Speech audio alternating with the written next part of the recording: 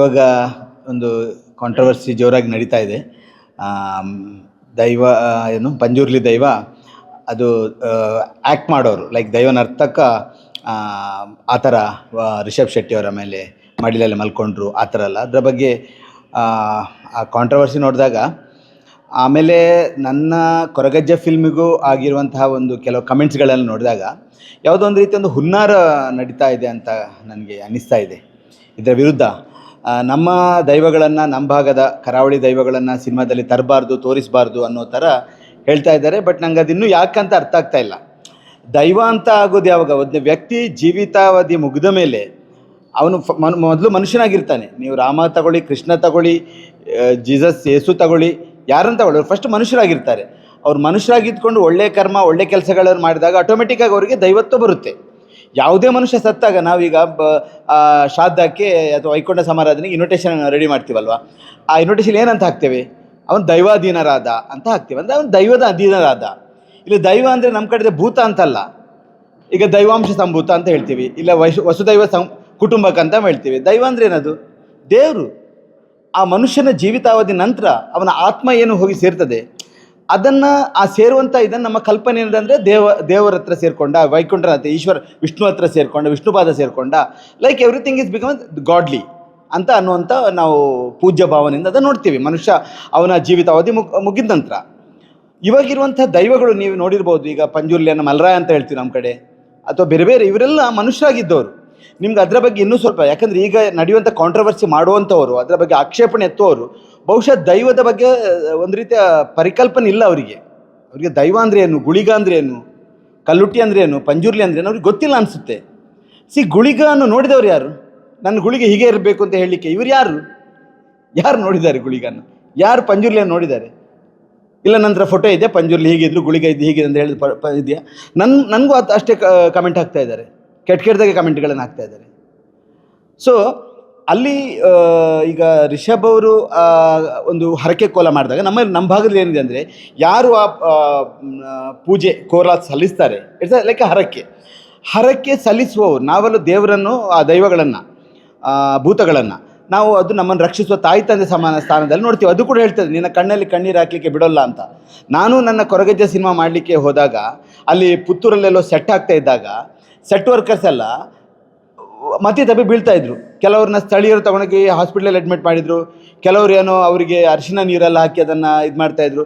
ಕೊನೆಗೆ ಅದನ್ನು ಯಾವುದೋ ಒಂದು ಅಸ್ಟ್ರಾಲಜರ್ ಹತ್ರ ಕೇಳಿದಾಗ ಅದು ನಾನು ಹಾಕ್ತಿರೋ ಸೆಟ್ ಅಂತೆ, ಅದು ಗುಳಿಗನ ಸವಾರಿರೋ ಜಾಗ, ಅದು ಕಾಡು ಆ್ಯಕ್ಚುಲಿ. ನಂಗೆ ಗೊತ್ತಿರಲಿಲ್ಲ, ನಾನು ಬಾಂಬೆಲಿದ್ದೆ. ನಮ್ಮವ್ರು ಸೆಟ್ ಎರೆಕ್ಟ್ ಮಾಡ್ತಾಯಿದ್ರು. ಆಮೇಲೆ ಹೇಳಿದರು, ಇಲ್ಲ ಆಮೇಲೆ ಅಸ್ಟ್ರಾಲಜರ್ ಅದನ್ನೇ ಕಂಟಿನ್ಯೂ ಮಾಡಿ ಹೇಳಿದರು, ನಿಮ್ಮ ಮನೆಯಲ್ಲಿ ಕೂಡ ಗುಳಿಗ ಇದೆ ಅಂತ ಹೇಳಿದರು. ಬಟ್ ನಾನು ಬಾಂಬೆಲಿರೋದ್ರಿಂದ ಸುಮಾರು 15 ವರ್ಷದಿಂದ ಆ ಕಡೆ ಹೋಗಿರಲಿಲ್ಲ. ನಾನು ನೋಡುವಾಗ ಮನೆ ಒಳಗಡೆ ಕೂಡ ದೈವಗಳಿತ್ತು. ಆಮೇಲೆ ನಾನು ಅದಕ್ಕೆ ಗುಡಿ ಕಟ್ಟಿ ಅದಕ್ಕೆ ಕೋಲ ಕೊಟ್ಟೆ. ಕಲ್ಲುಟ್ಟಿ, ಗುಳಿಗ, ಈಗ ಕೊರಗಜ್ಜ ಕೋಲ ಕೊಡ್ತಾ ಇದ್ದೇನೆ. ಅಲ್ಲಿ ಕೂಡ ಮೊದಲಿನ ವರ್ಷ ಕೋಲ ಕೊಟ್ಟಾಗ ಕಲ್ಲುಟ್ಟಿ ನನ್ನನ್ನು ಹಿಡ್ಕೊಂಡು ಹೇಳಿತು, ನಿನ್ನ ಕಣ್ಣಲ್ಲಿ ಕಣ್ಣೀರು ಹಾಕಿ ಬಿಡೋಲ್ಲ ಅಂತ. ಈಗ ಅದು ದೈವ ಆ ಥರ ಹೇಳಿದ, ಅದು ನಾಟಕ, ಅದು ರಿಷಬಿಗೆ ಪಾರ್ಶಾಲಿಟಿ ಮಾಡಿದೆ ಅಂತ ಹೇಳುವಾಗ ಈ ಕೋಲ ಸೇವೆ ಆಗಿದ್ರೆ ಸುಳ್ಳು ಅಂತ ಆಯ್ತಲ್ವಾ? ನಾವು ದೈವ ಕಟ್ಟುವವ್ರನ್ನ ಪ್ರಶ್ನೆ ಮಾಡಿದರೆ ಅದೇ ಸುಳ್ಳು ಅಂತಾಯಿತು. ನಾನು ಇತ್ತೀಚೆಗೆ ಅಂದರೆ ಸುಮಾರು ಒಂದು 15-20 ವರ್ಷದ ಕೆಳಗೆ ಒಮ್ಮೆ ಹಿಂದೆ ಒಬ್ಬರು ಮಿನಿಸ್ಟರ್ ಇದ್ದರು, ನಾಗರಾಜ್ ಶೆಟ್ಟರ್ ಅಂತ ಕೇಳಿರ್ಬೋದು. ಕರ್ನಾಟಕದ ಒಬ್ಬರು ಮಿನಿಸ್ಟರ್ ಆಗಿದ್ದರು. ಅವರು ಮಂಗಳೂರಿನಲ್ಲಿದ್ದೆ ವಿಜಯ್ ಜಾಗದಲ್ಲಿ ಕೋಲ ಆಗಿದಾಗ ದೈವ ಬಂದು ಅವ್ರನ್ನ ಅಪ್ಕೊಂಡದ್ದು ನಾನು ನೋಡಿದ್ದೇನೆ. ಸೊ ಇದು ನಾಟಕ ಅಂತ ಹೆಂಗೆ ಹೇಳ್ತೀರಾ ನೀವು? ದೈವ ಮಾಡುವಂಥ ಅಭಿನಯವನ್ನು ನಂಬಿಕೆ ಇಲ್ಲದ ಮೇಲೆ ನೀವು ಗೂಬೆ ಕೊರಿಸಿದ್ದಾರೆ, ಅದು ನಾಟಕ ಅಂತ ಹೇಳಿದರೆ ಆ ಭೂತಾರಾಧನೆ ಸುಳ್ಳು. ಹಾಗಾದರೆ ಡೋಂಟ್ ಕಮಿಟ್ ಲೈಕ್ ಅದನ್ನು ನಾವು ಸಿನಿಮಾದಲ್ಲಿ ತೋರಿಸಬಾರ್ದು, ನಾಟಕದಲ್ಲಿ ತೋರಿಸಬಾರ್ದು. ಅದನ್ನು ಬೇರೆ ಬೇರೆ ವಿಧವಾದ, ಈಗ ದೇವರನ್ನು ಯಾವ ರೀತಿ ಬೇಕಾದ್ರೆ ನಾವು ಆರಾಧನೆ ಮಾಡ್ಬೋದಲ್ಲ. ಒಬ್ಬರ ಅಲಂಕಾರ ಒಂದೊಂದು ರೀತಿ ಇರುತ್ತೆ. ಅಲ್ಲೆಲ್ಲೋ ಒಂದು ಕಡೆ ನಾವು ನೋಡ್ತೇವೆ ಆಂಜನೇಯ ಸ್ವಾಮಿಗೆ ಪೂರ್ತಿ ಕೇಸರಿ ಬಣ್ಣ ಹಚ್ಕೊಂಡು ಆರಾಧನೆ ಮಾಡ್ತಾರೆ. ಇನ್ನೊಂದೆಲ್ಲೋ ಕಡೆ ನೋಡ್ತೇವೆ ಆಂಜನೇಯ ಸ್ವಾಮಿ ಪೂರ್ತಿ ವೀಳ್ಯದೆಲೆ ಅಲಂಕಾರ ಮಾಡ್ತೀವಿ. ಇಟ್ ಡಿಪೆಂಡ್ಸ್, ಅವನು ಹೇಗೆ ಆರಾಧನೆ ಮಾಡಬೇಕು ಅಂತ ಅವನಿಗೆ ಗೊತ್ತು, ಅವನ ಭಕ್ತಿ, ಅವನ ಶ್ರದ್ಧೆ. ಅದನ್ನು ಯಾರು ನಾವು ಕೇಳಲಿಕ್ಕೆ ಹೀಗೆ ಮಾಡಬೇಡಪ್ಪ ಅಂತ? ಯಾಕೆ ದೈವಾರಾಧಕ ಏನು ದೈವ ನರ್ತಕ ರಿಷಬಿಗೆ ಪಾರ್ಶಾಲಿಟಿ ಮಾಡಿದರು? ಕಾಂತಾರ ಹಿಟ್ಟಾಯಿತು ಅದಕ್ಕೋಸ್ಕರ ಪಾರ್ಶಾಲಿಟಿ ಮಾಡ್ತಾರೆ? No. Cinema actually 95% risk business. It's not only business, highest risk ಇರುವಂಥ ಬಿಸ್ನೆಸ್. ಅಲ್ಲಿ ಯಾರೋ ಒಬ್ಬರು ಕೋಟ್ಯಾಂತರ ಬಂಡವಾಳ ಹೂಡಿರ್ತಾರೆ. ಅವರು ಏನೋ 100 ಹರಕೆಗಳನ್ನ ಹೊತ್ತಿರ್ತಾರೆ, ನನ್ನ ಸಿನಿಮಾ ಯಶಸ್ಸಾಗಲಿ ಅಂತ. ಅಪ್ಪಿತಪ್ಪಿ ಯಶಸ್ಸಾದ ಸಿನಿಮಾಕ್ಕೆ ಅವನು ಮನಸ್ಸಿನ ಒಂದು ಮನಸ್ಸಾಕ್ಷಿ ಪ್ರಕಾರ ಹೋಗಿ ಕೋಲ ಕೊಡ್ತಾನೆ, ಹರಕೆ ಸಲ್ಲಿಸ್ತಾನೆ. ಆವಾಗ ದೈವ ಅಪ್ಕೊಳ್ಳುತ್ತೆ, ನಿನ್ನನ್ನು ಕಷ್ಟದಾರಿಯಿಂದ ಹೊರಗೆ ತರ್ತೇನೆ ಅಂತ ಹೇಳುತ್ತೆ. Don't commit such bad comment on ದೈವಾರಾಧನೆ or Rishab Shetty. Don't do that. ದೈವಾರಾಧನೆ ಅದೊಂದು ಪೂಜ್ಯನೀಯ ಭಾವದಿಂದ ನೋಡಿ. ನಮ್ಮ ಕೊರಗಜ್ಜಿಗೂ ಈಗ ಭಾಳಷ್ಟು ಪಾರ್ಶಾಲಿಟಿ ಕಮೆಂಟ್ಸ್ ಬರ್ತಾ ಇದೆ. ನನ್ನ ಶೂಟಿಂಗ್ ಟೈಮಲ್ಲಿ ನನಗೆ ಭಾಳಷ್ಟು ತೊಂದರೆಗಳನ್ನ ಕೊಟ್ಟರು. ಗುಂಡಾಯಿಸಮ್ ರೌಡಿಗಳು ಬಂದು ತೊಂದರೆ ಕೊಟ್ಟರು, ಶೂಟಿಂಗ್ ನಿಲ್ಲಿಸಿದ್ರು 3 ಸರ್ತಿ. ಇದರಲ್ಲಿ ಯಾಕೆ ನಡೀತಾ ಇದೆ ಅಂತಲೇ ಗೊತ್ತಾಗ್ತಾ ಇಲ್ಲ. ಬಹುಶಃ ಒಂದು ವರ್ಗದ ಜನ ಇದನ್ನು ಮಾಡ್ತಾ ಇದೆ ಅನಿಸ್ತಾ ಇದೆ ನನಗೆ. ಐ ಥಿಂಕ್ ಏನೋ ಒಂದು ಹುನ್ನಾರ ಇದು ನಮ್ಮ ಭಾಗದ ದೈವಗಳನ್ನು. ಈಗ ರಿಷಬ್ ಕಾಂತಾರ ಮಾಡಿದ ಮೇಲೆ ಇವತ್ತು ದೇಶಾದ್ಯಂತ ಒಂದು ದೈವಾರಾಧನೆ ಕಲ್ಪನೆ, ದೈವಾರಾಧನೆ ಹೀಗಿತ್ತು ಅಂತ ಆಯಿತು. ಮೊನ್ನೆ ನಾನು ಕೋಲ ನೋಡಿದಾಗ ಎಷ್ಟು ಜನ ಬಂದಿರು, ನೀವೆಲ್ಲ ಬಂದಿರ್ಬೋದು, ನೋಡಿರ್ಬೋದು. ಎಷ್ಟು ವಿಜೃಂಭಣೆಯಿಂದ ಆಯಿತು, ಎಷ್ಟು ಭಕ್ತಿ ಭಾವ ಅಲ್ಲಿ, ಶ್ರದ್ಧೆಯಿಂದ ಜನ ಅದನ್ನು ಅಪ್ಕೊಂಡ್ರು. ಆರಾಧನೆ ಮುಖಾಂತರ ಈಗ ಅಲ್ಲಿ ಕೂಡ ಹರಕೆಗಳನ್ನು ಸಲ್ಲಿಸ್ತಾ ಇದ್ದಾರೆ. ಸೊ ನಮ್ಮ ಒಂದು ದೇವರಿಗೆ ಪ್ರಚಾರ ಕೊಟ್ಟು ದೇವರ ಒಂದು ಶಕ್ತಿಯಂತ ನಾವು ತೋರಿಸ್ಬೇಕು. ದೇವರ ನಾವು ಗೂಡಲ್ಲಿ ಇಟ್ಲಿ ಸಾಕ್ಲಿಕ್ಕೆ ಏನದು ದೇವರನ್ನು ಮೃಗಾಲಯದಿರೋ ಪ್ರಾಣಿ ಅಲ್ಲ. ನಮ್ಮ ದೈವಗಳು, ನಮ್ಮ ಗುಳಿಗ, ನಮ್ಮ ಕಲ್ಲುಟ್ಟಿ, ನಮ್ಮ ಪಂಜುರ್ಲಿ, ನಮ್ಮ ಮಲ್ರಾಯ, ಜಾರಂದಾಯ, ಅದು ನೀವು ಪಂಜರದಲ್ಲಿಟ್ಟು ಸಾಕಬೇಕಾದ ಪ್ರಾಣಿ ಅಲ್ಲ. ಅದು ಹೊರಗೆ ಬರಲಿ, ಅದನ್ನು ಜನರು ಆರಾಧಿಸಲಿ, ಅದು ಜನರ ಕಷ್ಟಗಳಿಗೆ, ಜನರ ನೋವುಗಳಿಗೆ ಸ್ಪಂದಿಸ್ತದೆ. ನಿಮಗೆ ಭಕ್ತಿ ಇದ್ದರೆ ದಯವಿಟ್ಟು ಅದರ ಮೇಲೆ ನೀವು ತಪ್ಪು ಕಲ್ಪನೆ ಅಥವಾ ಅದರ ಮೇಲೆ ತಪ್ಪು ಪ್ರಶ್ನೆಗಳನ್ನು ಎತ್ತಬೇಡಿ, ಅದರ ಮೇಲೆ ತಪ್ಪು ಹೊರಿಸಬೇಡಿ. ಏನೋ ಸ್ವಲ್ಪ ಕೆಲವರು ದೈವಾರಾಧನೆ ಭೂತಾರಾಧನೆ ಬಗ್ಗೆ ಸ್ವಲ್ಪ ತಿಳ್ಕೊಂಡಿರ್ತಾರೆ, ಅವರು ಸ್ಟಡಿ ಮಾಡಿರಲ್ಲ. ಅಲ್ಲಿ ಏನು ನಡೀತಾ ಇದೆ, ದೈವ ಕಟ್ಟುವ ನಾನು ಇವತ್ತಿಗೂ ಕೂಡ ಅಷ್ಟೇ, ಆ ದೈವ ಕಟ್ಟುವಂಥ ಜನಾಂಗದವ್ರನ್ನ ಗುಡಿ ಒಳಗಡೆ ಸೇರಿಸಲ್ಲ. ಗೊತ್ತಾ ನಿಮಗೆ? ಅಸ್ಪೃಶ್ಯತೆ ನೋಡ್ತಾ ಇರೆ, ಅದನ್ನು ಪ್ರಶ್ನೆ ಮಾಡಿ. ದೈವದ ಒಂದು ಆರಾಧನೆ ಭೂತಕೋಲ ನಡೆದಾಗ ಕೊನೆಗೆ ಅವ್ರು ಏನು ಮಾಡ್ತಾರೆ ಗೊತ್ತಾ, ಒಂದೊಂದು ವರ್ಗದ ಒಂದೊಂದು ಜಾತಿಯವ್ರನ್ನ ಕರೆದು ಅಲ್ಲಿ ಗೌರವ ಕೊಡ್ತಾರೆ. ಒಂದು ಕಮ್ಯುನಿಟಿ, ಇವನಿಗೆ ಶ್ರೇಷ್ಠ ಕಮ್ಯುನಿಟಿ, ಇವನಿಗೆ ಮೊದಲ ಗೌರವ, ಇವನು ಸೆಕೆಂಡ್ ಕಮ್ಯುನಿಟಿ, ಇವನಿಗೆ 2ನೇ ಜಾತಿ, ಇವನಿಗೆ ಈ ಗೌರವ. ಮೊನ್ನೆ ನಾನು ಕೋಲ ಮಾಡಿದಾಗ ಒಂದೊಂದು ಜಾತಿಯವ್ರನ್ನ ಕರೆದ್ರು. ಒಂದು ಜಾತಿ ಆಯಿತು, ಇನ್ನೊಂದು ಜಾತಿ ಆಯಿತು. ಆ ಜಾತಿಯವರು ನನ್ನ ಫ್ರೆಂಡ್ಸೇ ಆಗಿದ್ದರು. ನನ್ನ ಪ್ರೊಡ್ಯೂಸರ್ ತ್ರಿವಿಕ್ರಮ್ ಕೇಳಿದರು, ನನ್ನ ಲಿಸ್ಟಲ್ಲಿ ನನ್ನ ಹೆಸರು ಇಲ್ವಾ ಅಂತ. ಪಾಪ ನೋಡಿ, ಇನ್ನೂ ಆ ಜಾತಿ ಪದ್ಧತಿ ಯಾವುದೋ ಭೂತಾಳ ಪಾಂಡ್ಯ ಮಾಡಿದ ಕಟ್ಟು. ಇದು ಏನು ನಮ್ಮ ಭೂತಕೋಲ ಇದೆ, ಅದು ಭೂತಾಳ ಪಾಂಡ್ಯ ಅಂತ ಒಬ್ಬ ಇದ್ದ, ಭಾಳ ಹಿಂದೆ. ಭೂತದ ಕಲ್ಪನೆ ಭಾಳ ಹಿಂದೆ ಹೋಗ್ಬೇಕದು. ಅವನು ಮಾಡಿದ ಕಟ್ಟಳೆ, ಅವನು ಮಕ್ಕಳ ಕಟ್ಟನ್ನು ತೆಗೆದು ಹಳೆಯ ಕಟ್ಟಾಗಿ ನಮಗೆ ನಮಗೂ ಈಗ ಅಷ್ಟೇ. ನಮ್ಮ ಕಟ್ಟೆಯನ್ನು ನಮಗೆ ತಂದೆಯಿಂದ ಬರೋದಕ್ಕಿಂತ ನಮ್ಮ ತಾಯಿದು ನಮಗೆ ಕಂಟಿನ್ಯೂ ಆಗುತ್ತೆ. ಹಕ್ಕುಗಳಾಗಲಿ, ಅದಕ್ಕೆ ಸಂಬಂಧಪಟ್ಟ ಏನೇ ಒಂದು ನಮ್ಮ ರೆಸ್ಪಾನ್ಸಿಬಿಲಿಟಿಗಳಾಗಲಿ ತಾಯಿದು ಬರುತ್ತೆ ನಮಗೆ. ನಮ್ಮ ಗೋತ್ರಗಳು ಅಷ್ಟೇ ತಾಯಿಗೆ ಜೋಡಣೆ ಆಗುತ್ತೆ. ಇಲ್ಲಿ ಹೆಚ್ಚಿನ ಕಡೆ, ಈ ಕಡೆ ಎಲ್ಲ ನಿಮ್ಮ ಕಡೆ ಎಲ್ಲ ಮಕ್ಕಳ ಕಟ್ಟಿರ್ಬೋದು, ನಮ್ಮ ಕಡೆ ಹಳೆಯ ಕಟ್ಟು. ಅದನ್ನು ಶುರು ಮಾಡಿದ ಭೂತಾಳ ಪಾಂಡ್ಯ. ಇವು ಸ್ಟಡಿ ಭೂತಾಳ ಪಾಂಡ್ಯನ ಕಲ್ಚರ್ ಏನು ಅಂತ. ಈಗಿರುವ ನಾವು ದೈವಗಳ ಬಗ್ಗೆ ಹೇಳ್ತೀವಲ್ಲ, ಅದು ಭೂತಾಳ ಪಾಂಡ್ಯನ ವಂಶಸ್ಥರು 7 ಜನ ಇದ್ದಾರೆ. ಭೂತಾಳ ಪಾಂಡ್ಯನ ಒಬ್ಬ ಅಳಿಯ ಇದ್ದ, ಆ ಅಳಿಯನ ಸೊಸೆ ಹಳ್ಳಿ ಅಂತ ಅವಳ ಹೆಸರು. ಅವಳಿಗೆ ಮಕ್ಕಳಾಗಲಿ, ಅವಳ 7 ಮಕ್ಕಳು, ಅವರೆಲ್ಲ ರಾಜನ್ ದೈವ ಆಗಿದ್ದಾರೆ. ಏನು ನಾವು ಮಲ್ರಾಯ ನೋಡ್ತೇವೆ, ಜಾರಂದಾಯ ನೋಡ್ತೇವೆ, ಕಕ್ಕಿಂದಾಯ ನೋಡ್ತೇವೆ, ದುರ್ಗಲಾಯ ನೋಡ್ತೇವೆ, ಮಡಲಿಂದ ಭಾಳಷ್ಟು 7 ಜನ ಇದ್ದಾರೆ. ಅವರೆಲ್ಲ ರಾಜನ್ ದೈವ ಅಂತ. ನೀವು ಅದ್ರ ಬಗ್ಗೆ ಕಲಿಬೇಕು. ಅಫ್ಕೋರ್ಸ್ ನಮ್ಮ ಭಾಗದಲ್ಲಿ ಏನಾಗಿದೆ ಅಂದರೆ ನನಗನ್ಸುತ್ತೆ, ಮಂಗಳೂರಿನಲ್ಲಿ ಅಥವಾ ನಮ್ಮ ಕರಾವಳಿ ತೀರದಲ್ಲಿ ಈ ದೈವಾರಾಧನೆ ಬಗ್ಗೆ ಒಂದು ಒಳ್ಳೆ ರೀತಿಯಾದನ್ನೊಂದು ಮ್ಯೂಸಿಯಂ ಆಗಲಿ, ಆ ಒಂದು ಲೈಬ್ರರಿ ಆಗಲಿ, ಅದರ ಬಗ್ಗೆ ಸ್ಟಡಿ ಮಾಡುವಂಥದ್ದು. ಈಗ ತುಳು ಅಕಾಡೆಮಿ ಮಾಡ್ತಾ ಇದೆ, ತುಳು ಸಾಹಿತ್ಯ ಅಕಾಡೆಮಿಯಲ್ಲಿ ಬರೀ ಬೇಜಾನ ಪುಸ್ತಕಗಳು ಸಿಗುತ್ತೆ. ನಮ್ಮಲ್ಲಿ ಬೇರೆ ಬೇರೆ ಪ್ರಕಾರದ ಜನಪದ ಕಲೆಗಳಿದೆ. ಯಕ್ಷಗಾನ, ಭೂತದ ಕೋಲ, ಆಟಿಕಳಂಜ, ಸೋಣದ ಮದ್ದಿಮಲ್, ಭಾಳಷ್ಟು ಕಲೆಗಳಿದೆ, ಪಾಣರವ ನರ್ತನ. ಅದಕ್ಕೆ ಬೇಕಾದಂಥ ಮ್ಯೂಸಿಯಂಗಳಾಗಲಿಲ್ಲ. ಆ ಸ್ಟಡಿಗಳಾದರೆ ಬಹುಶಃ ಈ ಥರದ ಒಂದು ಕನ್ಫ್ಯೂಷನ್ ಎಲ್ಲ ಹೋಗುತ್ತೆ ಅಂತ ನನ್ನ ಭಾವನೆ. ನನ್ನ ಪ್ರಶ್ನೆ ಏನು ಅಂದರೆ, ಮೊನ್ನೆ ರಿಷಬ್ ಸರ್ ಆಯ್ತಲ್ಲ, ಏನು ಕೋಲ, ಅವರು ದೈವ ನರ್ತಕರು ಆ ಥರ ತೊಡೆ ಮೇಲೆ ಕೂತ್ಕೊಂಡು ಇಟ್ಕೊಳ್ಳಲ್ಲ, ಇದು ಕೈಯಲ್ಲಿ ಇಟ್ಕೊಳ್ಳಲ್ಲ, ಅದಕ್ಕೆಂತ ವೇಷ ಹಾಕೊಂಡು ಅವಾಗ ಬರುತ್ತೆ ಅಂತ ಎಲ್ಲ ಕಡೆ ಸೋಷಿಯಲ್ ಮೀಡಿಯಲ್ಲಿ ಬರ್ತಾ ಇರೋದು. ಈಗ ಅದು ಆ ಮುಖಕ್ಕೆ ಏನು ಬಣ್ಣ ಹಾಕ್ತಾರಲ್ಲ, ಅದಕ್ಕಿಂತ ಮುಂಚೆ ಒಂದು ಎಣ್ಣೆ ಕಟ್ಟುವ, ಒಂದು ಎಣ್ಣೆ ತೆಗೆದುಕೊಳ್ಳುವ ಪ್ರಕ್ರಿಯೆ ಇರುತ್ತೆ, ಆಯಿತಾ. ನಾನು ಈ ದೈವದ ಕೋಲವನ್ನು ಬಹುಶಃ ನನಗೆ ಬುದ್ಧಿ ತಿಳಿದೇನೆ. ಬಹುಶಃ ನಾನೊಂದು ಫಸ್ಟ್ ಸ್ಟ್ಯಾಂಡರ್ಡಿಂದ ನೋಡ್ತಾನೆ ಇದ್ದೇನೆ. ನಾನು 40 ವರ್ಷದಿಂದ ಭೂತಾರಾಧನೆ, ಭೂತದ ದೈವ ಕೋಲ ನೇಮೋತ್ಸವ ಎಲ್ಲ ನೋಡ್ತಾ ಇದ್ದೇನೆ, ಭಾಳ ಹತ್ತಿರದಿಂದ ನೋಡ್ತಾ ಇದ್ದೇನೆ. ನನಗೆ ಭಾಳ ಕ್ಯೂರಿಯಾಸಿಟಿ ಅದರ ಮೇಲೆ. ಅದು ಆ ವೇಷ ಹೆಂಗೆ ಕಟ್ತಾರೆ ಆ ಥರ ಅಲ್ಲ.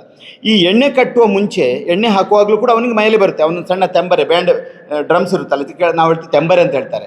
ಅದನ್ನು ಬಡ್ಕೊಂಡು ಆ ಭೂತದ ಆ ಹಾಡುಗಳನ್ನು ಹೇಳ್ತಾರೆ. ಅದು ಭೂತದ ಹಾಡು ಅಂದರೆ ಅದು ಪಾಡ್ದನ ಅಂತ ಹೇಳ್ತೀವಿ. ಆದರೆ ಅವರ ಕಥೆ ಇರುತ್ತೆ, ಆ ದೈವ ಎಲ್ಲಿಂದ ಬಂದಿರೋದು, ಅವರ ತಾಯಿ ತಂದೆ ಏನು, ಅವ್ನು ಮಾಡಿರೋ ಕೆಲಸ ಏನು, ಜೀವಿತಾವಧಿಯಲ್ಲಿ ಏನು ಮಾಡಿರ್ತಾನೆ, ಅಪ್ ಟು ಅವನ ಜೀವನದ ಅವಧಿ ಮುಗಿಯುವ ತನಕ ಆ ಕಥೆಗಳು ಅದು ಕಲ್ಪಿತವೋ ಅಥವಾ ಜನಜನಿತವಾಗಿ ಬಂದಿರೋದು ಅಥವಾ ಸತ್ಯನೋ, ಅದರ ಬಗ್ಗೆ ಭಾಳಷ್ಟು ಜಿಜ್ಞಾಸೆಗಳಿದೆ. ಫೈನ್, ಬಟ್ ಅವರು ಅದು ಪಾಡ್ದನ ವರ್ಷಾಂತ ಕಾಲ ಭಾಳ ವರ್ಷಗಳ ನಡೀತಾ ಇದೆ. ನೀವು ಅದರ ಬಗ್ಗೆ ಕೂಡ ಭಾಳ ಸ್ಟಡಿ ಇದೆ. ಬಟ್ ಆ ಪಾಡ್ದನಗಳನ್ನೇ ನಾವು ಅಲ್ಟಿಮೇಟ್ ಅದರದ್ದು ಆಧಾರ ಅಂತ ತಗೊಳ್ಳಿಕ್ಕೆ ಆಗೋದಿಲ್ಲ. ಆ ಪಾಡ್ದನಗಳು ಹೇಳುವ ಟೈಮಲ್ಲಿ ಅವನು ಎಣ್ಣೆ ತಗೊಳ್ತಾನೆ. ಅಂದರೆ ಎಣ್ಣೆ ತಗೊಂಡು ಫಸ್ಟ್ ಆ ಎಣ್ಣೆಯಲ್ಲಿ ಅವನು ವೇಷ ಹಾಕ್ತಾನೆ, ಆ ಎಣ್ಣೆ ತಲೆಗೆ ಹಾಕ್ತಾನೆ.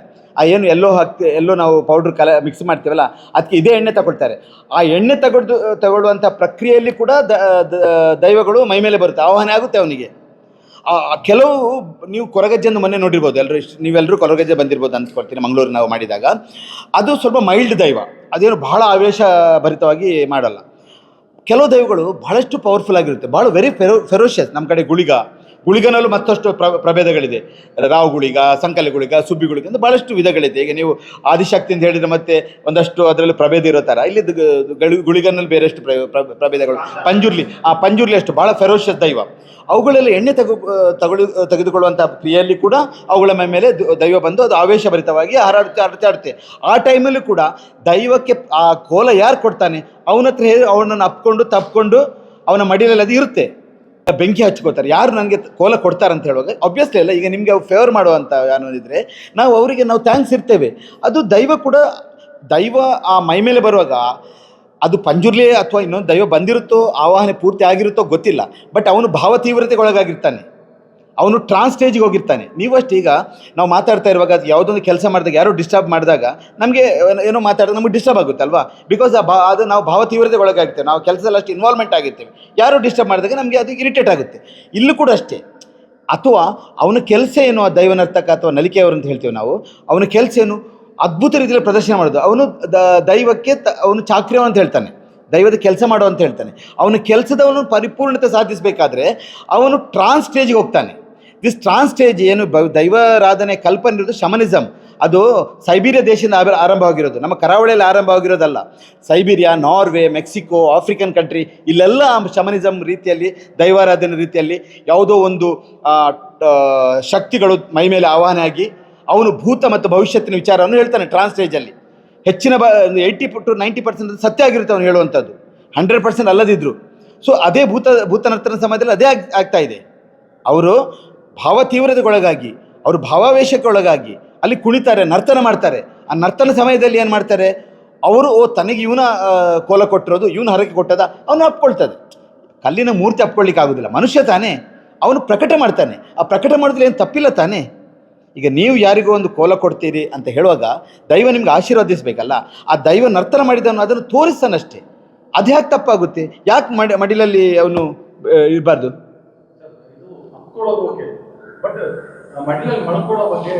ಮಾಡ್ತಾರೆ, ಏನು ಗೊತ್ತಾ, ಖಂಡಿತ ನಾನು ನೋಡಿದ್ದೇನೆ. ಇಲ್ಲ ಸರ್, ನಾನೇ ನೋಡಿದ್ದೇನೆ ಸರ್. ನಾನು ಹೇಳಿದ ನಾಗರಾಜ್ ಶೆಟ್ಟರು ಮಿನಿಸ್ಟ್ರ್ ಇದ್ರಲ್ಲ, ನಾನು ಅವ್ರ ಹೆಸರು ಹೇಳ್ಕೊಂಡಿದ್ದು ಮಿನಿಸ್ಟ್ರ್ ಇದ್ದಾಗ ಅವರು ಒಂದು ಕಡೆ ಕೋಲ ಕೊಡ್ತಾರೆ ಬಿಜಯ್ ಇಂಥ ಭಾಗದಲ್ಲಿ. ಆ ದೈವ ಒಂದು ಅವರು ತಪ್ಕೊಳ್ಳುತ್ತೆ, ಅಲ್ಲೇ ಬಂದು ಹೀಗೆ ತಲೆ ಇಟ್ಟಿರುತ್ತೆ, ಏನು ತಪ್ಪಿಲ್ಲ. ನಾನೇ ಭಾಳಷ್ಟು ಜನ ನೋಡಿದ್ದೇನೆ.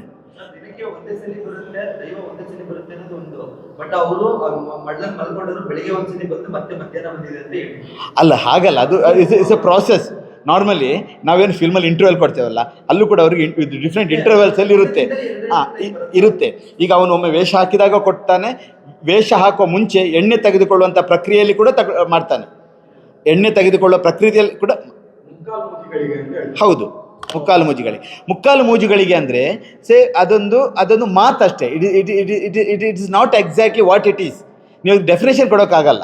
ಮುಕ್ಕಾಲು ಮೂಜಿಗಳಿಗೆ ತುಳು ವರ್ಡ್ ಅದು. ಆ ಸಮಯದಲ್ಲಿ ಒಂದು ಕೆಲವು ಕ್ಷಣಗಳಷ್ಟೇ ಟೈಮಲ್ಲಿ ಅವನು ವೈಬ್ರೇಷನ್ ಹೋಗ್ತೀವಿ. ನೀವು ಕೂಡ ಅದನ್ನು ಪ್ರಾಕ್ಟೀಸ್ ಮಾಡಿದರೆ ಆ ಸ್ಥಿತಿಗೆ ಹೋಗ್ಬೋದು. ನಾವೇನು ಸಮಾಧಿ ಸ್ಥಿತಿಗೆ ಹೋಗ್ತೇವಲ್ಲ, ಇಟ್ಸ್ ಎ ಪ್ರಾಕ್ಟೀಸ್. ಅವನೇನು ಅಲ್ಲಿ ಬಂದ ಕೂಡಲೇ ನರ್ತನ ಶುರು ಮಾಡಲ್ಲ. ಅವನು ಎಷ್ಟೋ ದಿನ ರಿಹರ್ಸಲ್ ಮಾಡಿರ್ತಾನೆ. ಅವನ ಹಿರಿಯರ ಹತ್ರ ಆ ಕಟ್ಟಳೆಗಳನ್ನು, ಆ ಸಂಪ್ರದಾಯಗಳನ್ನು ಅವನು ಕಲ್ತ್ಕೊಂಡು ಅದನ್ನು ಪ್ರಾಕ್ಟೀಸ್ ಮಾಡಿ ರಿಹರ್ಸ್ ಮಾಡಿ ಬಂದು ಅದರ ಮುಂದೆ ನಿಂತಾಗ ಮೇ ಬಿ ಆ ಶಕ್ತಿ ಅವನಲ್ಲಿ ಆಹ್ವಾನ ಆಗುತ್ತೆ. ಬಟ್ ಅದು ಅವನಿಗಷ್ಟೇ ಗೊತ್ತು. ನಾವೇನು ಎಕ್ಸ್ಪ್ರೆಸ್ ಮಾಡ್ಬೋದು, we can express only hour ಭಕ್ತಿ ಎಷ್ಟು ಎಕ್ಸ್ಪ್ರೆಸ್ ಮಾಡ್ಬೋದು, ಅದು ಸತ್ಯನೋ ಸುಳ್ಳು ಅವನಿಗಷ್ಟೇ ಗೊತ್ತು. ಬಟ್ ನಂಬಿದಂಥ ಭಕ್ತರಿಗೆ ಗೊತ್ತು ಅವ್ರ ಆಸೆ ಈಡೇರಿದಾಗ. ಬಟ್ ನೀವು ಹೇಳೋ ಥರ ಆ ಮಡಿಲಲ್ಲಿ ತಲೆ ಇಟ್ಕೊಳ್ಳೋದು, ಬಿಕಾಸ್ ನಾನು ನಿನ್ನ ನೋಡ್ಕೊಳ್ತೇನೆ, ನಿನ್ನ ರಕ್ಷಣೆಗೆ ನಾನಿದ್ದೇನೆ. ಅದು ನಾವು ಹೇಳ್ತೇವೆ, ನಮ್ಮ ದೈವಗಳು ನಮ್ಮನ್ನು ತಾಯಿ ತಂದೆ ರೀತಿಯಲ್ಲಿ ನಮ್ಮನ್ನು ಸಲಹುತ್ತೆ ಅಂತ ಹೇಳ್ತಾರೆ. ಈಗ ರಿಷಬ್ಬಿಗೆ ಬಂದಿರೋಂಥ ಕಮೆಂಟ್ಸ್ ನೋಡಿದ್ದೀರಾ ನೀವು? ಅವರ ಕಮೆಂಟ್ ಸೆಕ್ಷನಲ್ಲಿ ಹೋಗಿ ನನ್ನ ಕೊರಗಜ್ಜನ ಯೂಟ್ಯೂಬ್ ಸಾಂಗಿನ ಕಮೆಂಟ್ ಕೂಡ ಹೆಚ್ಚಿನ ಇದರಲ್ಲಿ ರಿಷಬ್ನ ವಿರುದ್ಧವಾಗಿ ಕಮೆಂಟ್ ಹಾಕ್ತಾ ಇದ್ದಾರೆ.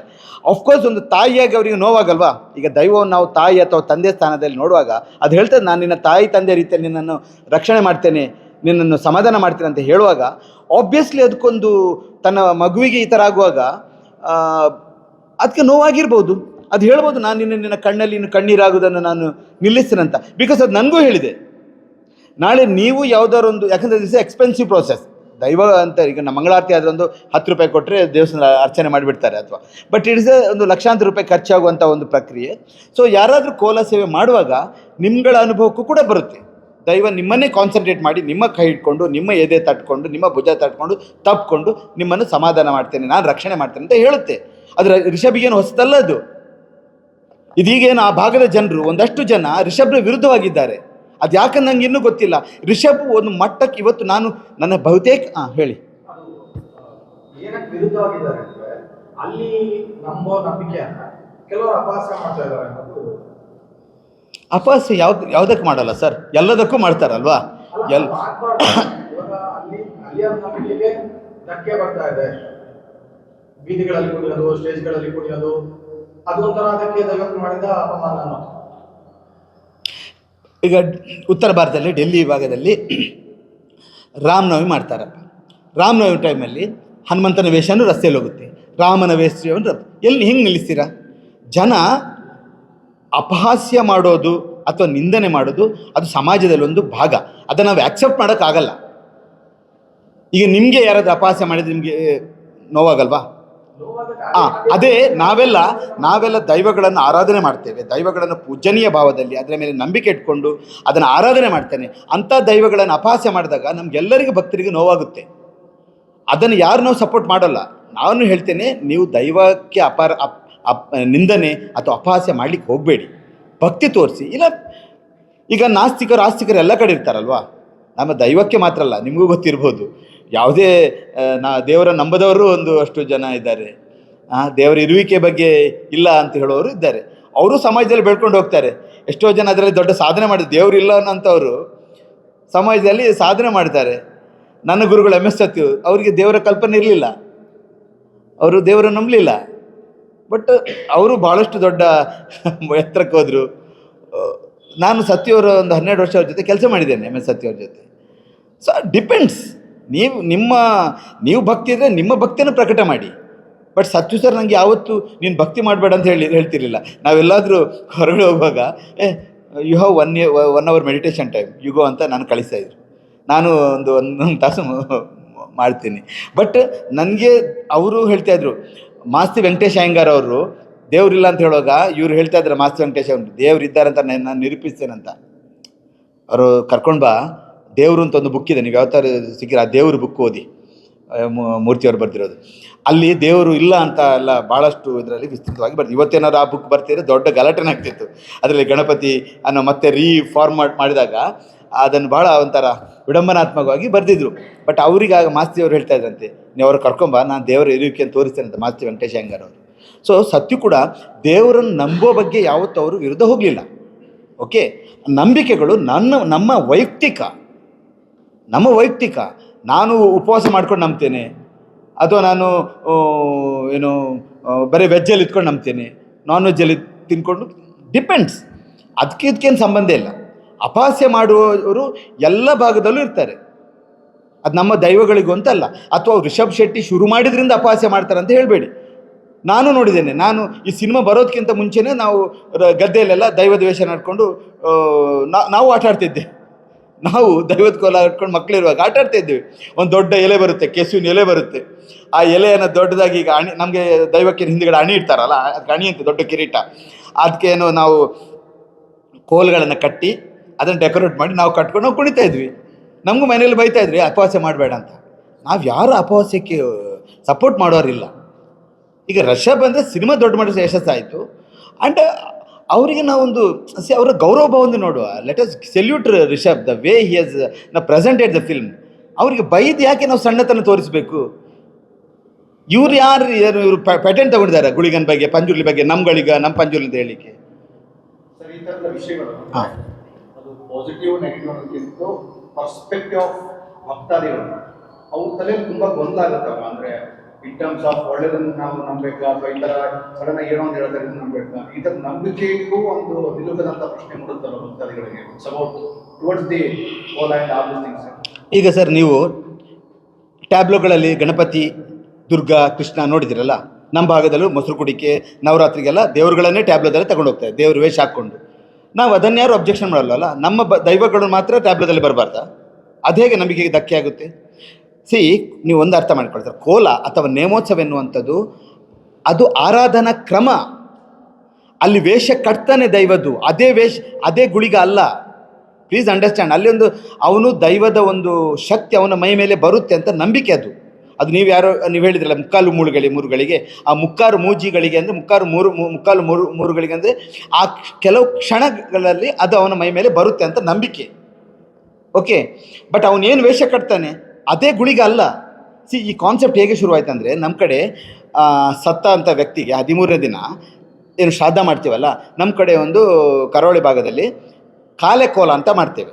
ಕಾಲೆಕೋಲ ಅಂದರೆ ಇದೇ ಜನಾಂಗ ಕಟ್ಟೋರು, ಏನು ದೈವನರ್ತಕ ಜನಾಂಗ ಇದ್ದಾರಲ್ಲ ನರಿಕೆಯವರು, ಅವರೇ ಕಟ್ಟುವಂಥದ್ದು.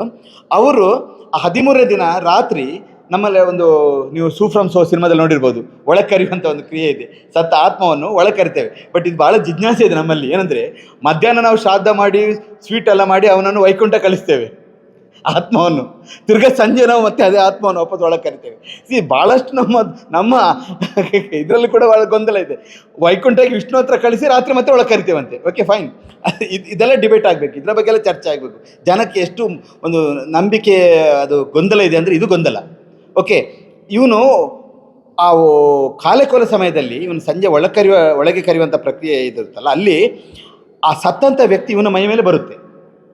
ಯಾರು ಈ ಕೋಲ ಕಟ್ಟ, ಇದು ಕಾಲೆಕೋಲ. ಅವನು ಮನೆ ಎಲ್ಲರ ಹತ್ರ ಮಾತಾಡ್ತಾನೆ, ಬಾ ನನ್ನ ಮಗಳೇ, ಬಾ ನನ್ನ ಸೊಸೆ, ಬಾ ನನ್ನ ಮೊಮ್ಮಕ್ಕಳೇ ಅಂತ ಇವ್ನು ಮಾತಾಡೋದು. ಅವನಿಗೆ ಅವನ ಬಗ್ಗೆ ಅವನ ಪೂರ್ವ ವೃತ್ತಾಂತದ ಬಗ್ಗೆ ಹೆಚ್ಚಿನ ನಾಲೆಜ್ ಇರಬೇಕಾಗೇನಿಲ್ಲ. ಅವನಿಗೆ ಗೊತ್ತಿದ್ದನ್ನು ಕಳ್ಕೊಂಡಿರ್ತಾನೆ. ಅದೇ ಭೂತ ಕೋಲದ ಒಂದು ಪರಂಪರೆ ಆರಂಭವಾಗಿರೋದು. ಇಟ್ ಈಸ್ ಶಮನಿಸಮ್ನ ಒಂದು ಇನ್ಫ್ಲುಯೆನ್ಸಿಂದಾಗಿ ಅದು ಇವತ್ತು ಈ ಮಟ್ಟಕ್ಕೆ ಹೋಗಿದೆ. ಬಟ್ ನಿಮ್ಮ ಯಾವುದೇ ಇರಲಿ, ನಾನು ಯಾರೋ ಒಬ್ಬರನ್ನು ಮೊನ್ನೆ ನೋಡ್ತಾ ಇದ್ದೆ, ಏಕ್ದಮ್ ರಿಷಭಿಗೆ ಬೈಯುವಂಥದ್ದು. ಅವ್ರು ಏನು ರೀ ತಪ್ಪು ಮಾಡಿದ್ದಾರೆ? What is his mistake? He has done some great job ಅಲ್ವಾ? ಅವ್ರನ್ನ ಯಾಕೆ ನಾವು ಎಲ್ಲದಕ್ಕೆ ಕೇಳ್ಕೊಂಡಿದ್ದು ಮಾಡಬೇಕು? ಸರ್, ಇವಾಗ ನಿಮ್ಮ ಕೊರಗಜ್ಜ ಸಿನಿಮಾಗೆ ಏನು ಚಾಲೆಂಜಸ್ ಇದೆ ಸರ್? ಇವಾಗ ಬಿಡುಗಡೆ ಆಗ್ತಾ ಏನು ಯಾವ ಥರ ಇವಾಗ ದಿನ ಚಾಲೆಂಜ್ಗಳೇ. ಹಿಟ್ಟು ನಿಮ್ಮದು ಇವಾಗ ಕೊರಗಜ್ಜ ಯಾವ ಥರ ಇವಾಗ ಜನಕ್ಕೆ ಯಾವ ಥರ ಇದು ಮಾಡ್ತಾರೆ? ಭಕ್ತಿ ಒಂದು ಕೊರಗಜ್ಜೆ ಇದ್ದಿದ್ರೆ ಸ್ವಲ್ಪ ನೀರು ಸಿಗ್ಬೋದಾ? ನೀರಿದೆಯಾ? ನೀರಿದೆಯಾ? ಚಾಲೆಂಜಿಂಗ್ ಇದೆ ಸರ್. ನಮ್ಮ ಫಿಲ್ಮ್ ಥ್ರೂಔಟ್ ಚಾಲೆಂಜಿಂಗ್ಗಳನ್ನು ಫೇಸ್ ಮಾಡಿಕೊಂಡೇ ಬಂದಿರೋಂಥದ್ದು. ಮೂರು ಸಲ ರೌಡಿ ಅಟ್ಯಾಕಿಂದ ಹಿಡಿದು ಇವತ್ತು ಅಷ್ಟೇ ಥ್ರೆಟನಿಂಗ್ ಕಾಲ್ಗಳು, ಕೆಟ್ಟ ಕಮೆಂಟ್ಗಳು, ನೀವು ರಕ್ತಕಾರಿ ಸಾಯ್ತೀರಿ ಅಂತ ನಮ್ಗಳಿಗೆಲ್ಲ ಹೇಳೋವಂಥದ್ದು. Lot of challenges. ಬಟ್ ಕೊರಗಜ್ಜನ ಒಂದು ಮಾಯಾಶಕ್ತಿ ನಮಗೆ ದೊಡ್ಡ ಮಟ್ಟದಲ್ಲಿ ಇಲ್ಲಿ ನಮಗೆ ಸಪೋರ್ಟ್ ಮಾಡ್ತಾ ಇದೆ ಸಿನಿಮಾ.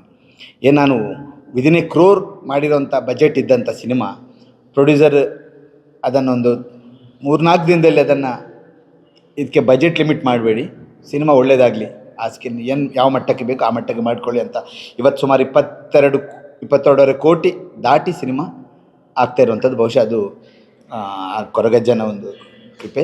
ಆ ಮಟ್ಟಕ್ಕೆ ನನ್ನ ಪ್ರೊಡ್ಯೂಸರ್ಗೆ ತ್ರಿವಿಕ್ರಮ್ ಅವರಿಗೆ ಶಕ್ತಿ ಕೂಡ ಕೊಟ್ಟಿದೆ. ಇದರ ಜೊತೆ ನನ್ನ ವಿದ್ಯಾಧರ್ ಎಡಿಟರ್, ಆಮೇಲೆ ಎಕ್ಸಿಕ್ಯೂಟಿವ್ ಪ್ರೊಡ್ಯೂಸರ್ ಅವರು ಕೂಡ ಈ ಸಿನಿಮಾಕ್ಕೆ ಬರುವಂಥ ಎಲ್ಲ, ನೀವೇನು ಹೇಳಿದ್ರಿ, ಎಲ್ಲ ತೊಂದರೆಗಳನ್ನಲ್ಲ, ಅವರು ರೌಡಿಗಳ ಅಟ್ಯಾಕ್ ಆದಾಗ ಕೂಡ ವಿದ್ಯಾಧರ್ ಅವ್ರ ಮುಂದೆ ನಿಂತು ಮಾತಾಡಿ ನಮ್ಮನ್ನೆಲ್ಲ ಪ್ರೊಟೆಕ್ಟ್ ಮಾಡಿದ್ದಾರೆ, ಸೋಮೇಶ್ವರದಲ್ಲಿ ರೌಡಿ ಆದಾಗ. ಸೊ ಆ ಸಮಯದಲ್ಲೆಲ್ಲ ನನಗನ್ಸುತ್ತೆ ಆ ಕೊರಗಜ್ಜ ಶಕ್ತಿ ನಮಗೆ ಇದಕ್ಕೆ ನಮಗೆ ಸಪೋರ್ಟಿವ್ ಆಗಿದೆ ಅಂತ, ನಮ್ಮ ರಕ್ಷಣೆಗಿದೆ ಅಂತ. ಇವತ್ತು ಆಡಿಯೋ ಟೈಮಲ್ಲಿ ನಮಗೆ ಭಾಳಷ್ಟು ಕೆಲವರು ಆಫರ್ಗಳು ಬೇರೆ ಬೇರೆ ಇದ್ದಾಗ ನಮ್ಮ ಸಿನಿಮಾದ ಒಂದು ಬಜೆಟ್ ಕವರ್ ಆಗೋಷ್ಟು ಇವತ್ತು ಜಿ ಮ್ಯೂಸಿಕ್ ನಮ್ಮ ಆಡಿಯೋ ರೈಟ್ಸನ್ನು ಖರೀದಿ ಮಾಡಿದೆ. ನನ್ನ ಸಿನಿಮಾಕ್ಕಿನ್ನ ಏನಾದರೂ ಅದು ಪ್ಲಸ್ ಅಷ್ಟೇ. ಬಿಸ್ನೆಸ್ ವೈಸ್ ಕೂಡ ನನ್ನ ನಿರ್ಮಾಪಕ ಅಫ್ಕೋರ್ಸ್ ಅಷ್ಟು ದೊಡ್ಡ ಅಮೌಂಟ್ ಖರ್ಚು ಮಾಡಿದಾಗ ಒಂದು ಭಯ ಇದ್ದೇ ಇರುತ್ತೆ. ನನಗಂತೂ ಭಾಳಷ್ಟು ದಿನ ನಿದ್ದೆ, ಅಯ್ಯೋ ಏನು ಮಾಡೋದಪ್ಪ, ಯಾಕಂದ್ರೆ ಅದೇ ಪ್ರೊಡ್ಯೂಸರ್ ನನ್ನ ಹಿಂದೆ ಒಂದು ಪರಿ ಅಂತ ಸಿನಿಮಾ ಪ್ರೊಡ್ಯೂಸ್ ಮಾಡಿದರು. ಅದರಲ್ಲಿ ಅವರಿಗೆ ದುಡ್ಡು ಬಂದಿಲ್ಲ, ಅದು ನನಗೆ ಹೋಯ್ತು. ಆದರೂ ಕೂಡ ಅವ್ರು ನನಗೆ ಈ ಫಿಲ್ಮ್ಗೆ ಇಷ್ಟು ದೊಡ್ಡ ಮಟ್ಟದಲ್ಲಿ ಕೊಟ್ಟರು. ನನಗೆ ಗೊತ್ತಿಲ್ಲ ನಾನು ಪ್ಯಾನ್ ಇಂಡಿಯಾ ಮಟ್ಟದ ಸಿನಿಮಾ ಮಾಡಲಿಕ್ಕೆ ನನಗೆ ಶಕ್ತನಾ ಅಂತ ನನಗೆ ಗೊತ್ತಿರಲಿಲ್ಲ. ಬಿಕಾಸ್ ನಾನು ಭಾಳಷ್ಟು ಟೈಮ್ ನನ್ನ ಸರ್ವಿಸ್ ಜಾಬಲ್ಲಿ ಮಿನಿಸ್ಟ್ರಿ ಆಫ್ ಕಮ್ಯುನಿಕೇಷನಲ್ಲಿ ಅಸಿಸ್ಟೆಂಟ್ ಡೈರೆಕ್ಟರ್ ಜನರಾಗಿ ನಾನು ಕೆಲಸ ಮಾಡ್ತಾಯಿದ್ದೆ. ಅದನ್ನು ರಿಸೈನ್ ಮಾಡಿದ್ಮೇಲೆ ಈ ಸಿನಿಮಾ ತಗೊಂಡ್ಮೇಲೆ ನನ್ನ ಯಾವ ಶಕ್ತಿ ನನಗೆ ನನ್ನ ಪ್ರೊಡ್ಯೂಸರ್ ತ್ರಿವಿಕ್ರಮರು ನೋಡಿದ್ದಾರೆ ಗೊತ್ತಿಲ್ಲ. ಖರ್ಚಿನ ಬಗ್ಗೆ ಏನು ಟೆನ್ಷನ್ ಮಾಡಬೇಡ, ಸಿನಿಮಾಕ್ಕೆ ಏನು ಬೇಕು ಅದನ್ನು ಮಾಡು ಅನ್ನೋ ರೀತಿಯಲ್ಲಿ ನನಗೆ ಸಪೋರ್ಟಿವ್ ಆಗಿದ್ದಾರೆ. ಆಮೇಲೆ ಈಗ ಜಿ ಮ್ಯೂಸಿಕ್ ಬಂದಿರೋವಂಥದ್ದು, ಈಗ ಅದರ ರಿಲೀಸಿಗೆ ಅದರ ಬಗ್ಗೆ ನಮಗೆ ಬರುವಂಥ ಆಫರ್ಗಳು ಅದೊಂಥರ ಕಲ್ಪನೆಗೂ ಒಂದು ಊಹೆ ಮಾಡಲಿಕ್ಕಿಲ್ಲ. ಆ ಮಟ್ಟದ ಒಂದು ರಿಲೀಸಿಗೆ ನಮಗೆ ಡಿಸ್ಟ್ರಿಬ್ಯೂಟರ್ಸ್ ಮುಂದೆ ಬಂದು, I am not telling about the local distributions, ಬೇರೆಯವರು ಮಾಡ್ತಾಯಿದ್ದಾರೆ. ಇದೆಲ್ಲ ಅನಿಸುತ್ತೆ ಆ ಕೊರಗಜ್ಜನ ಒಂದು ಕೃಪೆ ಇಂದ. ಆಮೇಲೆ ನಮಗೆ ಪ್ರಾಣಾಂತಿಕವಾದಂಥ ಕೆಲವು ಘಟನೆಗಳಿಂದ ಸಂಪೂರ್ಣ ರಕ್ಷಣೆ ಕೊಟ್ಟಿದ್ದಾರೆ, ಯಾರಿಗೂ ಪ್ರಾಣಾಪಾಯ. ಯಾಕಂದರೆ ನಾನು ಶೂಟ್ ಮಾಡಿದ ಜಾಗದಲ್ಲಿ 3 ಕಡೆ ಸೆಕೆಂಡ್ ಡೇ ಅಲ್ಲಿ ಯಾರೋ ಒಬ್ಬ ಬಿದ್ದು ಸತ್ತಿದ್ದಾನೆ. ನಾವು ಶೂಟಿಂಗ್ ಮುಗಿಸಿ ಬಂದಿದ್ದೇವೆ ಅಂತ ರಿಸ್ಕ್ ಜಾಗಗಳೇ ಹೋಗ್ತಾ ಇದ್ದೇವೆ. ನೆಕ್ಸ್ಟ್ ಡೇ ನಾನು ನನ್ನ ಕೊರಗಜ್ಜ ಕ್ಯಾರೆಕ್ಟರ್ನ ನಾನೊಂದು ಬಂಡೆ ಮೇಲ್ಗಡೆ ಒಂದು ನಿಲ್ಲಿಸಿದೆ. ಬಂಡೆ ಕೆಳಗಡೆ ಪೂರ್ತಿ ದೊಡ್ಡ ಒಂಥರ ಸರೋವರ ಥರ ಇತ್ತು, ನೀರಿನ ಇದು. ನಾನು ಶೂಟ್ ಮಾಡಿ ಕಂಪ್ಲೀಟ್ ಮಾಡಿ ಮುಗಿದ್ದೆ. ರಾತ್ರಿ 2 ಗಂಟೆ ತನಕ ಶೂಟಿಂಗ್. ನೆಕ್ಸ್ಟ್ ಡೇ ಬಂದು ಹೇಳ್ತಾರೆ, ಸರ್ ಅವರೊಬ್ಬ ಹುಡುಗ ಬರ್ತಾ ಇದ್ದಾರೆ ನೋಡಲಿಕ್ಕೆ ಶೂಟಿಂಗ್, ನಾವು ಅಲ್ಲಿಂದ ಬಿದ್ದು ಜಾರಿ ಹೋದ ಅಂತ. ಇಂಥ ಒಂದು ಎಲ್ಲ ಕಡೆ ನಮಗೆ ಕೊರಗಜ್ಜ ರಕ್ಷಣೆ ಮಾಡಿದ್ದಾರೆ. ಇನ್ನೊಂದು ನಾನು ನಿಮಗೆ ಹೇಳಬೇಕು ಅಂತ ಹೇಳಿದರೆ, ಒಮ್ಮೆ ನಾನು ನೇತ್ರಾವತಿ ನದಿ ಹತ್ರ ಶೂಟಿಂಗ್ ಮಾಡ್ತಾಯಿದ್ದೆ, ರಾತ್ರಿ ಶೂಟಿಂಗ್. ಭವ್ಯ ಮೇಡಮ್ ಅವ್ರದ್ದು ಸೀಕ್ವೆನ್ಸ್, ಪಂಜಂದಾಯಿ ಅಂತ ಕ್ಯಾರೆಕ್ಟರ್. ಪಂಜಂದಾಯಿ ಕೂಡ ಈಗ ದೈವದ ರೀತಿಯಲ್ಲಿ ಆರಾಧನೆ ಮಾಡ್ತಾರೆ ಮಂಗಳೂರು ಭಾಗದಲ್ಲಿ. ಆ ಕ್ಯಾರೆಕ್ಟರ್ ಭವ್ಯ ಮೇಡಮ್ ಮಾಡ್ತಾಯಿದ್ರು. ರಾತ್ರಿ ಶೂಟ್ ಅದು. ನನಗೆ ಒಂದು ಹಿಂದಿನ 800 ವರ್ಷದ ಹಿಂದಿನ ಕತೆ ತಾನೇ. ನನಗೊಂದು ಮರದ ದೋಣಿ ಬೇಕಾಗಿತ್ತು, ಕರ್ರಗೆ ಕಪ್ಪು ಬಣ್ಣದ್ದು. ಬಂದಾಗ ಹೇಳಿದ್ರು ಹುಡುಗರು, ಇಲ್ಲ ಸರ್ ದೋಣಿ, ಹಳೆ ದೋಣಿ ಸಿಗಲಿಲ್ಲ ನಮಗೆ ಅಂತೇಳಿ. ಮತ್ತು ಆಮೇಲೆ ಸಂಜೆ ಆಗುವಾಗ 7 ಗಂಟೆ ನಂತರ ನನಗೆ ರಿಫ್ಲೆಕ್ಷನ್ ಶಾಟ್ಗಳು ಬೇಕಾಗಿತ್ತು, ಪ್ರತಿಬಿಂಬದ ಶಾಟ್ಗೆ ಎಲ್ಲ ಕಡೆ. ಈ ವೇವ್ಸ್ ಸಿಕ್ಕಾಪಟ್ಟೆ ಬರಲಿಕ್ಕೆ ಎಲ್ಲಿ ಇಟ್ಟು ನನಗೆ ರಿಫ್ಲೆಕ್ಷನ್ ಸಿಗ್ತಾ ಇಲ್ಲ. ನದಿಯ ಆ ದಡದಲ್ಲಿ ಎಲೆಕ್ಷನ್ ಸ್ಪೀಚ್ ಜೋರಾಗಿ, ಇನ್ನು ಈ ಕಾಂಗ್ರೆಸ್ ಫಾರ್ಮೇಷನ್ ಆಗಲಿಲ್ಲ, ನಮ್ಮ ಸಿದ್ದರಾಮಯ್ಯ ಸರ್ ಆಗಿನ್ನೂ ಸ್ಪೀಕರ್ ಆಗಲಿಲ್ಲ, ಇವರೆಲ್ಲ ಭಾಷಣ ಆ ಕಡೆ ಮಾಡ್ತಾಯಿದ್ರು. ಅದು ನಮಗೆ ಬಂದು ಭಾಳ ಹೊಡಿತಾ ಇತ್ತು ಆ ಡಿಸ್ಟರ್ಬೆನ್ಸ್ ವೇವ್ಸ್. ಅಂದರೆ ನೀರಿನಲ್ಲಿ ಇದು ಶಬ್ದದ ಅಲೆಗಳು ಭಾಳ ವೇಗವಾಗಿ ಹರಡುತ್ತಲ್ವ, ಆ ಥರ ಬಂದು ನಮಗೆ ಡಿಸ್ಟರ್ಬ್ ಆಗ್ತಾಯಿತ್ತು. ಆಮೇಲೆ ಅವರು ಫೋಕಸ್ ಲೈಟ್ ಯೂಸ್ ಮಾಡಿದರು ಅಲ್ಲಿ. ಆ ಫೋಕಸ್ ಲೈಟ್ಗಳು ನಮ್ಮ ಏರಿಯಾಗೆ ಬಂದು ಅಪ್ಪಳಿಸ್ತದೆ, ನಮಗೆ ಲೈಟಿಂಗ್ ಮಾಡಲಿಕ್ಕೆ ಆಗ್ತಿಲ್ಲ ಎಲ್ಲಿ ಇಟ್ಟು. ತುಂಬ ಡಿಸ್ಟರ್ಬೆನ್ಸ್. ನಾನು ಫುಲ್ ಅಪ್ಸೆಟ್ ಆಗಿದೆ. ಭವ್ಯ ಮೇಡಮ್ ರೆಡಿಯಾಗಿ ಬಂದರು. ಒಂದು ದಿನ ನಾನು ಆಲ್ರೆಡಿ 4 ಸಲ ಶೂಟ್ ವೇಸ್ಟ್ ಆಗಿದೆ. ಅವತ್ತು ಮತ್ತೆ ವೇಸ್ಟ್ ಮಾಡಿದರೆ ಮತ್ತೊಂದಷ್ಟು ವೇಸ್ಟ್ ಆಗೋದು. ನಿಲ್ಲಿಸೋದು ನಮಗೆ 7-8 ಸಲ ನಂದು ಶೂಟಿಂಗ್ ಸ್ಟಾಪ್ ಆಗಿದೆ. ಒಂದೊಂದು ಸಲ ಶೂಟಿಂಗ್ ನಿಂತಾಗ 7 ರಿಂದ 10 ಲಕ್ಷ ರೂಪಾಯಿ ವೇಸ್ಟ್ ಆಗುತ್ತೆ. It's not easy. ಸೊ ಈಗ ಆ ಟೈಮಲ್ಲಿ ನಮಗೆ ಮೇಡಮ್ ಬರೋ ಟೈಮಿಗೆ ಕರೆಕ್ಟಾಗಿ ಲೈಟ್ ಆಫ್ ಆಯಿತು, ಕರೆಂಟ್ ಹೋಯಿತು. ಏನು ಡಿಸ್ಟರ್ಬೆನ್ಸ್ ಇತ್ತು ಅದು ನಿಂತೋಯ್ತು. ಏನು ಫೋಕಸ್ ಲೈಟ್ ನಮಗೆ ಅದು ನಿಂತೋಯ್ತು. ಸ್ಥಳೀಯರು ಹೇಳಿದರು, ನಿಮಗೆ ಅದು ವೇವ್ಸ್ ಎಲ್ಲ ಒಂದು ರಾತ್ರಿ 11 ಗಂಟೆ ನಂತರ ಸೆಟ್ಲ್ ಆಗುತ್ತೆ ಅಂತ. ನಾನು ಬಟ್ ಅದೇ ಟೈಮ್ಗೆ ವೇವ್ ಸೆಟ್ಲ್ ಆಯಿತು. ಇನ್ನೇನು ಶಾರ್ಟ್ ತೆಗಿಬೇಕು ಅಂತ ಹೇಳಿದ್ರೆ ಯಾರೋ ಒಂದು ದೂರದಲ್ಲಿ ಬರ್ತಾ ಇರಬೇಕಾದ್ರೆ ನಂಗೆ ತುಂಬ ನಾನು ಅರಚಾಡೋದೆಲ್ಲ ಮಾಡ್ತಾ ಇರ್ಬೇಕಾದ್ರೆ ನೋಡ್ಬೇಕಾದ್ರೆ ಒಬ್ಬ ಏಜ್ಡ್ ಕಪ್ಪು ದೋಣಿಯಲ್ಲಿ, ಮರದ ದೋಣಿಯಲ್ಲಿ ಬರ್ತಾ ಇದ್ದಾನೆ ಶೂಟಿಂಗ್ ನೋಡಲಿಕ್ಕೆ ನದಿಯಲ್ಲಿ. ಇಷ್ಟೆಲ್ಲ ಪವಾಡಗಳು ಆಗ್ತಾ ಇರುವಾಗ ರಿಯಲಿಸ್ಟ್ ಆಗಿ. ಸೊ ನಮಗೊಂದು ಏನು ಇದೆ, ದೈವ ನಮ್ಮ ಜೊತೆ ಈ ಸಿನಿಮಾಕ್ಕೆ ಇದೆ. ಜನವರಿ ಸಂಕ್ರಾಂತಿ ಅಂತ ಮಾಡ್ತಾ ಇದ್ದೇವೆ.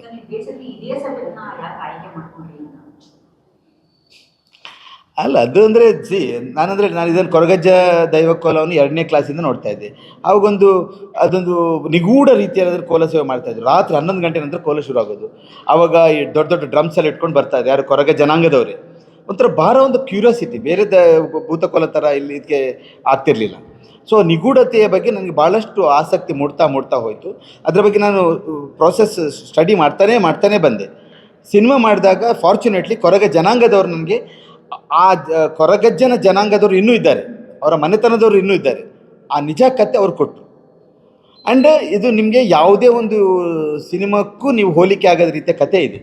ಏನೋ ಸಿನಿಮಾದೊಂದು ನೀವು ಫಾರ್ಮುಲಾ ಸ್ಟೋರೀಸ್ ಥರ ಇದನ್ನು ಯಾವುದಕ್ಕೂ ನೀವು ಕಂಪೇರ್ ಮಾಡಲಿಕ್ಕೆ ಆಗಲ್ಲ.